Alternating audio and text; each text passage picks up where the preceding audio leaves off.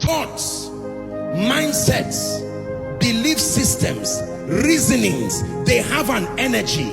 Every single one of them has an energy that they emit from within you to your environment. They exhibit magnetic properties.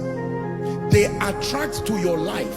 Listen, people, they attract to your life conditions. They attract to your life circumstances consistent with that belief.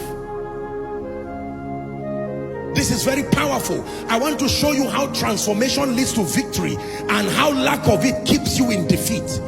That thoughts, mindsets, information generally, they have power. There is an energy that comes from them. Are we together now? And that they exhibit magnetic properties. That when trouble comes to you and keeps coming to you, you may not believe it, but there is something within you magnetizing trouble. Job said, let me show you a scripture. Job chapter 3 and verse 25. The thing that I greatly feared, that was not the only thing he feared, but the one he greatly feared was the one that came. Did you get that? Job had other fears, but the one that was the most dominant fear, read it with me, 1, 2, go. For the thing which I greatly feared is come upon me, and that which I was afraid of is come unto me. This is the mystery of deep calling unto deep.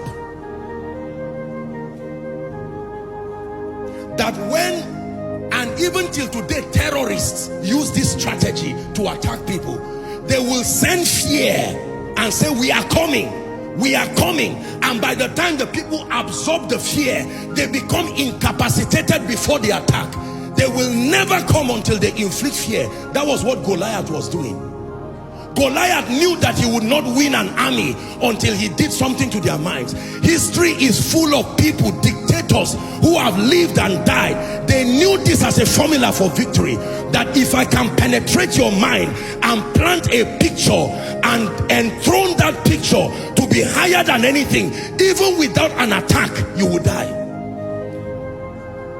When David came, Goliath, do you notice that the first way Goliath started attacking David was through words? As soon as he came, because he would speak to the armies and say, no, these guys are already defeated. The king was afraid. Here was a teenager who stood, and when they began to speak, Goliath said, no, this guy does not sound like the army.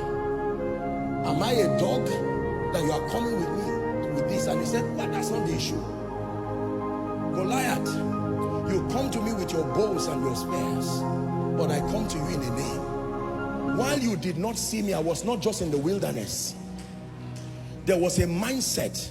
He told Saul, he said, listen. Saul said, what credentials do you have to allow you go and fight Goliath? He said, sir, with all due respect, one day I was in the wilderness and a lion came.